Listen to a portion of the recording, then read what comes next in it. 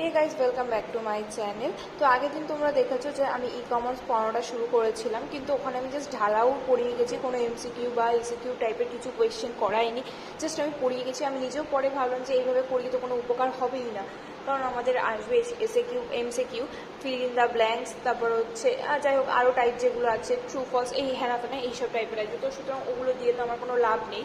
তো আমি ভাবলাম যে তোমাদের সাথে কিছু কোয়েশ্চেন শেয়ার করি। তো প্রথম কোয়েশ্চেন হচ্ছে, তথ্যভিত্তিক সমাজ ব্যবস্থায় ব্যবসা বাণিজ্য যে নতুন দিকে এগিয়ে চলেছে তার নাম কি? তার নাম আমরা সবাই জানি ই কমার্স।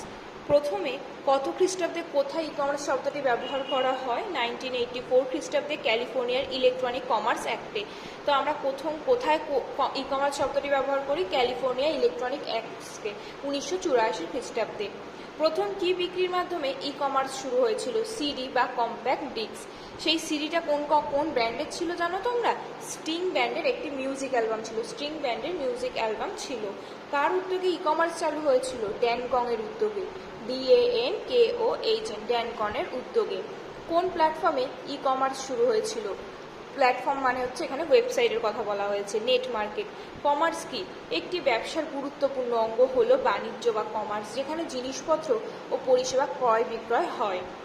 কত খ্রিস্টাব্দে ইন্টারনেট বাণিজ্যিক ব্যবহারের জন্য উন্মুক্ত হয়? 1991 খ্রিস্টাব্দে। তারপরে বলেছে ই কমার্স কি? আমরা এক্ষুনি এক একটা দেখেছি যে তথ্যভিত্তিক সমাজ ব্যবস্থায় বাণিজ্যে যে নতুন দিকে এগিয়ে চলেছে তার নামই ই কমার্স। তো দেখি এখানে ই কমার্সটা কি লেখা আছে। এটি হলো এমন একটি পদ্ধতি যেখানে ইন্টারনেটের মাধ্যমে তো পণ্য কেনা বেচা এবং বিভিন্ন পরিষেবা গ্রহণ বা প্রদান করা হয় তাকে, যেমন সেটাই হচ্ছে ই কমার্স। যেমন উদ্ভিদবিদ্যা নিয়ে PhD করা এক্সেট্রা। তারপরে আমরা কি দেখছি? তারপরে আমরা দেখতে পাচ্ছি যে প্রথম ইলেকট্রনিক শপিং সিস্টেম উদ্ভাবন কে কত খ্রিস্টাব্দে করেন? 1779 খ্রিস্টাব্দে ব্রিটিশ উদ্ভাবক মাইকেল অ্যালড্রিচ। কোন সংস্থা ইন্টারনেটের বাণিজ্যিক ব্যবহারের উপর নিষেধাজ্ঞা তুলে দেয়? 1991 খ্রিস্টাব্দে মার্কিন যুক্তরাষ্ট্রের ন্যাশনাল সায়েন্স ফাউন্ডেশন। কত সালে ই কমার্স শিল্পের একটি বিপ্লবের বছরে পরিণত হয় এবং কেন?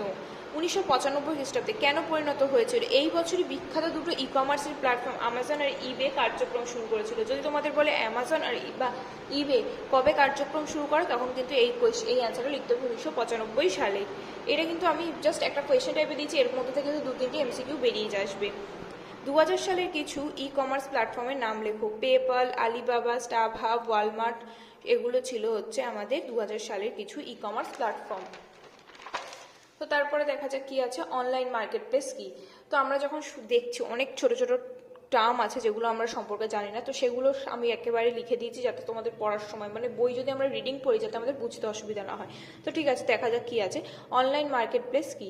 এটি হলো এক ধরনের ডিজিটাল প্ল্যাটফর্ম যেখানে সরাসরি বিভিন্ন পণ্য কেনা বা বিক্রি করা সম্ভব। এটা হলো আমাদের অনলাইন মার্কেট প্লেস। তারপরে হচ্ছে ই কমার্সের প্রধান ধাপ। ই কমার্সের প্রধান ধাপ কি দেখতে পাচ্ছি? প্রোডাক্ট লিস্টিং ও ক্যাটালগ ম্যানেজমেন্ট, যেখানে বিভিন্ন পণ্য বা পরিষেবা বিস্তারিত তথ্য সঠিকভাবে সাজিয়ে অনলাইনে প্রদর্শিত হয়। এর মাধ্যমে পণ্য সম্পর্কিত তথ্য গ্রাহকের কাছে আকর্ষণীয় হয়। ঠিক আছে, তারপরে দেখছি ডিজিটাল মার্কেটিংয়ের ব্যবহৃত কৌশলগুলি কি কি। ডিজিটাল মার্কেটিংয়ে একটা হচ্ছে ইমেল মার্কেটিং। গ্রাহকদের কাছে ইমেলের মাধ্যমে পণ্য বা অফার, নতুন লঞ্চের তথ্য পৌঁছে দেওয়া, মানে ইমেল পাঠায় আমাদের। যেমন যেমন ফ্লিপকার্টে যখন আমরা দেখি কোনো অফার আছে, দেখি ফ্লিপকার্টে যদি তোমার ইমেল দিয়ে সাবস্ক্রাইব করা থাকে, তাহলে ফ্লিপকার্ট তোমাদের ইমেলে মেসেজ পাঠায়, তো কোনো কিছু নতুন আপডেট নিয়ে যাই হোক সব কিছু নিয়ে তোমাদের পাঠায়।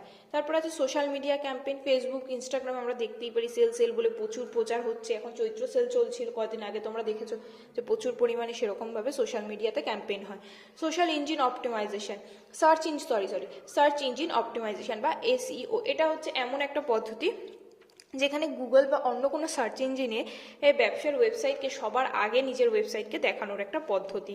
তারপরে বলছে পেমেন্ট প্রক্রিয়াকরণের কৌশলগুলি কি কি। অনলাইন পেমেন্ট পদ্ধতি, আমরা অনলাইনে UPI থ্রু, পেটিএম দিয়ে করতে পারি, UPI দিয়ে করি, ফোনপে দিয়ে করি। ফোনপে, পেটিএম, UPI সবই এক টাইপেরই। Credit card, debit card, digital wallet, bank transfer, এগুলো হচ্ছে আমাদের online payment. Cash on delivery বা COD কে, মানে পণ্য হাতে নেওয়ার পর আমরা যে টাকাটা ডেলিভারি বয়কে দিই বা ডেলিভারি যে করতে আসে তাকে দিই, সেটাই হচ্ছে আমাদের ক্যাশ অন ডেলিভারি। তারপর হচ্ছে ই কমার্সের ডেটা অ্যানালিটিক্সের প্রধান কাজগুলি কি কি। প্রধান ভূমিকা কি? গ্রাহকের ক্রয়ের ধরন ও অভ্যাস বিশ্লেষণ। এখানে গ্রাহকের ক্রয়ের ধরন আর অভ্যাস বিশ্লেষণ বলতে বোঝানো হয়েছে যে গ্রাহক যে জিনিসটা কিনছে সেটা অনুযায়ী তাকে ভবিষ্যতে আবার সেই জিনিসটাই সাজেস্ট করা বা সেই জিনিসটা রিলেটেড কোনো কিছু তাকে আবার সাজেস্ট করা ওই অ্যাপ থ্রুতে। দেখবে তোমরা যদি ফ্লিপকার্টে কোনো কিছু সার্চ করো তো তোমরা যদি না কেনো, জিনিসটা না কিনে বেরিয়ে যাও, কিছুক্ষণ পর তোমাদের ওই জিনিস রিলেটেড জিনিস যেগুলো অফারে আছে সেগুলোই তোমাকে শো করবে। এই জিনিসটার কথা এখানে বলা হয়েছে। তাহলে তথ্য ব্যবহার করে ব্যবসার উন্নয়ন, এইভাবে যে কিভাবে কোন মানুষ কোন ব্যক্তি কি ব্যবহার করছে সেটা যখন বুঝতে পারছে তো ফ্লিপকার্ট তখন সেই অনুযায়ী তাকে সাজেস্ট করছে, সে তখন কিনে নিচ্ছে, এভাবে ব্যবসার উন্নতি হচ্ছে। তবে যে সিকিউরিটি ও প্রাইভেসির প্রধান দিকগুলি কি কি? গ্রাহকের তথ্য সুরক্ষা রাখা, সাইবার আক্রমণ প্রতিরোধ করা, data encryption, two step authentication. Two step authentication এখন আমরা হোয়াটসঅ্যাপে করি, ডেটা এনক্রিপশন আমাদের হোয়াটসঅ্যাপে এখন থাকে। তো সাইবার আক্রমণ প্রতিরোধ, সাইবার অ্যাটাকের কথা বলছি, হ্যাঁ এটা সাইবার আক্রমণ বাংলা ইংলিশ মিশিয়ে লিখেছি তাই তো বলে দিলাম। আর গ্রাহকের তথ্য সুরক্ষা রাখা মানে গ্রাহকের প্রাইভেসি বজায় রাখা। এবার হচ্ছে কিছু পুরোনাম আছে, সেই পুরোনামগুলো তোমাদের একটু পড়তে হবে। SSL secure socket layer, TLS transport layer security, ওটিপির কথা আশা করি সবাই জানো, one time password, TPS transaction processing system, CRM customer relationship management, PCI DSS payment card industry data security standard, MFA multi factor authentication গেল। তারপরে হচ্ছে আসি ই কমার্সের প্রযুক্তিগত উপাদান বা টেকনিক্যাল কম্পোনেন্টস কি। এই যে আমাদের আমি একটু শর্টে লিখেছি, যাই হোক ই কমার্সের প্রযুক্তিগত উপাদান বা টেকনিক্যাল কম্পোনেন্টস বলতে সেই সমস্ত প্রযুক্তিগত পরিকাঠামোকে বোঝায় যা ইন্টারনেটের মাধ্যমে ব্যবসায়িক কার্যক্রম পরিচালনা করতে সাহায্য করে। ক্লায়েন্ট কম্পিউটার কি? ক্লায়েন্ট কম্পিউটার, কদিন আমরা ক্লায়েন্ট সার্ভার পড়েছি, এখন আমরা পড়ছি ক্লায়েন্ট কম্পিউটার। ক্লায়েন্ট কম্পিউটার হলো একটি হার্ডওয়্যার ডিভাইস যা ব্যবহারকারীদের ই কমার্স প্ল্যাটফর্মে অ্যাক্সেস ও ব্যবহার করতে সাহায্য করে, যেমন ডেস্কটপ, ল্যাপটপ, স্মার্টফোন এক্সেট্রা। তারপর হচ্ছে ই কমার্সের ওয়েবসাইটগুলো কি কি? এটি একটি ডিজিটাল প্ল্যাটফর্ম যেখানে ব্যবসা প্রতিষ্ঠান তাদের পণ্য ও সেবা প্রদর্শন করে এবং গ্রাহকদের সাথে সরাসরি লেনদেন করে। এটি একটি ভার্চুয়াল স্টোর ফ্রন্ট এর মতো কাজ করে।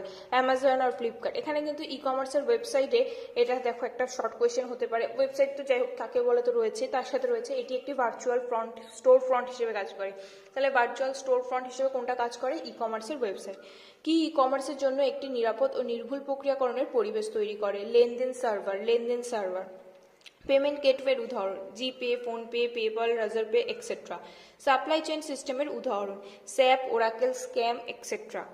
যে পণ্য কেনাবেচা কি কি কৌশলে হতে পারে? ফিজিক্যাল পণ্য, দৈনন্দিন জীবনে ব্যবহৃত প্রায় প্রতিটি জিনিস বাড়িতে বসে অনলাইনে কেনাবেচা করা যায়, যেমন অ্যামাজন, ফ্লিপকার্ট। ডিজিটাল পণ্য, ই বুক, সফটওয়্যার, গান, মানে হচ্ছে এখানে পড়বে হচ্ছে তোমাদের যে আমরা পড়ি না অ্যামাজনের কিন্ডেল, এগুলো হচ্ছে আমাদের ডিজিটাল পণ্য। তো হচ্ছে ই কমার্সের সুবিধা, বিশ্বব্যাপী প্রবেশাধিকার, 24/7 পরিষেবা, বিস্তৃত পণ্য ভাণ্ডার, সহজ কেনাকাটা, খরচ সাশ্রয়, গ্রাহক সন্তুষ্টি, উন্নত পরিষেবা, সহজ আর্থিক লেনদেন আর ব্যবসার উন্নয়ন। এগুলো সবই আমাদের হচ্ছে ই কমার্সের সুবিধা। এগুলোর ডিটেলে কিন্তু কিছু বললাম না, এগুলো কিন্তু তোমাদের জানারই বিষয়। তো তারপরেই হচ্ছে আসি ই কমার্সের অসুবিধা। ই কমার্সের অসুবিধার মধ্যে কি কি আছে? প্রযুক্তিগত সমস্যা, সাইবার নিরাপত্তার ঝুঁকি, এই ব্যবসায়িক প্রতিযোগিতা, গ্রাহকের অনাস্থা আর হচ্ছে ডেলিভারি সমস্যা। ই কমার্সের পরিধি কি? ই কমার্সের পরিধি বলতে ই কমার্সের ক্ষেত্রের অন্তর্ভুক্ত কার্যকলাপের প্রশস্ততা ও গভীরতা বোঝায়। ই কমার্স কোন কোন ক্ষেত্রে কাজে লাগে? খুচরো বিক্রেতা, খুচরো পাইকারি বাজারে, যেমন হচ্ছে অ্যামাজন, ফ্লিপকার্ট, ইবেতে সারা বিশ্বের ব্যবসা। ব্যাংকিং ও আর্থিক পরিষেবা, জিপে, ফোনপে। বিমা ও স্বাস্থ্য পরিষেবা, PolicyBazaar, LIC, Max Life etcetera. Travel ও ticketing, Make My Trip, Agoda etcetera. তারপর হচ্ছে ইবুক ও ডিজিটাল সামগ্রী, Amazon Kindle, Audible, stream etcetera. Online শিক্ষা, Udemy, Coursera etcetera. Email marketing ও বিজ্ঞাপনের মাধ্যমে প্রচার। তারপর হচ্ছে বিনিয়োগ,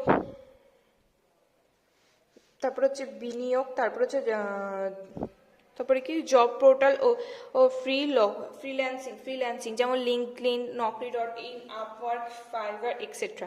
নিরাপদ অনলাইন লেনদেনের জন্য কত সালে SSL প্রযুক্তির উদ্ভাবন করা হয়? আমরা একটু আগেই দেখেছি SSL এর ফুল ফর্ম হচ্ছে সিকিউর সকেট লেয়ার। তাহলে এটার উদ্ভাবন কবে হয়েছিল? 1994 সালে। ই কমার্সের অর্ডার পরিচালনার আর প্রধান ধাপ কি কি? প্রধান ধাপ হচ্ছে গ্রাহকের পছন্দ পণ্য কোর্টে যোগ করা, এই কার্টে যোগ করা, এই একটা। আর হচ্ছে কি বলেছে, যে সিস্টেমে ক্লায়েন্ট সার্ভার মডেলের মাধ্যমে অন্য কম্পিউটার বা প্রোগ্রামকে ডেটাবেস পরিষেবা সরবরাহ করায় সেটি কি ডেটাবেস সার্ভার। যে ফুড ডেলিভারি ই কমার্সের কোন কার্যের অন্তর্গত, পরিষেবা কেনাবেচা। গ্রাহক কোনো পণ্য পরিষেবা পছন্দ করে কোথায় সংরক্ষিত করে, শপিং কার্টে।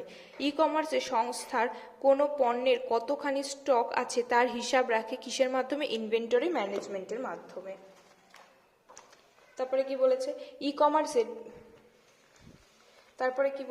ই কমার্সের বিজ্ঞাপন ব্যবস্থায় পণ্যের কোনো বৈশিষ্ট্যটি গ্রাহকদের আস্থা বাড়াতে সাহায্য করে। রেটিং ও রিভিউ দেখে আমরা কোনো কিছু কেনাকাটা করি যে কোনো অনলাইনে। তা হচ্ছে ই কমার্সের ব্যবহারিক প্রয়োগ, অনলাইন শপিং, আর্থিক লেনদেন, শিক্ষা ও প্রশিক্ষণ, অফার ও ডিসকাউন্ট, বিল পরিশোধের মধ্যে পড়ছে জিপে, ফোনপে এক্সেট্রা, বিজ্ঞাপন ও marketing, Facebook ads, Google ads etcetera.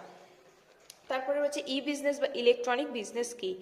ই মানে ইলেকট্রনিক, আগেরবার আমরা পড়েছিলাম সেকেন্ড সেমে ই ওয়েস্ট, সেখানে হচ্ছে ইলেকট্রনিক ওয়েস্ট, এখানে পড়ছে ই কমার্স মানে হচ্ছে ইলেকট্রনিক কমার্স, এখন পড়ছে ই বিজনেস মানে হচ্ছে ইলেকট্রনিক বিজনেস। তো ঠিক আছে, ইন্টারনেটের সাহায্যে সাধারণ লেনদেন সংক্রান্ত কাজ ছাড়াও একটি ব্যবসার সাথে জড়িত সমস্ত প্রকার কার্যক্রমগুলিকে অনলাইনের মাধ্যমে পরিচালনা করার পদ্ধতি হচ্ছে ই বিজনেস। গেল, ই বিজনেসের অন্তর্গত বিষয়গুলি কি কি। এসসিএম এর ফুল ফর্ম আমরা একটু আগেই পড়েছি। এসসিএম এর ফুল ফর্ম আমরা কি পড়েছি, এসসিএম এর ফুল ফর্ম এখানে দেওয়া নেই। আচ্ছা ঠিক আছে, দেখছি আমি এসসিএম এর ফুল ফর্ম। তারপর হচ্ছে সিআর, কাস্টমার রিলেশনশিপ ম্যানেজমেন্ট। ঠিক আছে, কাস্টমার রিলেশনশিপ ম্যানেজমেন্ট। এসসিএম মানে হচ্ছে পণ্য উৎপাদন, গুদামজাতকরণ আর হচ্ছে শিপিং বা বিতরণ করা। তারপরে বলেছে কি এইচআরএম হচ্ছে কর্মী নিয়োগ, প্রশিক্ষণ, ক্ষতিপূরণ, স্বাস্থ্য ও নিরাপত্তা এক্সেট্রা সুনিশ্চিত করা। পণ্য পরিষেবা ক্রয় হচ্ছে ইমেল মার্কেটিং, কাস্টমার এডুকেশন, এগুলো। ইলেকট্রনিক ই কমার্স ও ই বিজনেসের পার্থক্য লেখো। এখানে পার্থক্য দেওয়া আছে কি বলছে, ই কমার্সে পণ্য ও পরিষেবা অনলাইনে লেনদেনের মাধ্যমে দৃষ্টি নিবন্ধ করে। আর বলছে ই বিজনেস অনলাইন লেনদেনের পাশাপাশি সমস্ত ব্যবসায়িক কার্যক্রম পরিচালনা করে। তাহলে হচ্ছে ই কমার্স B2C মানে বিজনেস টু কনজিউমার অনুসরণ করে, আর হচ্ছে e business B2B customer to business অনুসরণ করে। তাহলে হচ্ছে e commerce online shopping, online payment, গ্রাহক পরিষেবা যেমন হচ্ছে সিআরএম, এসসিএম এক্সেট্রা।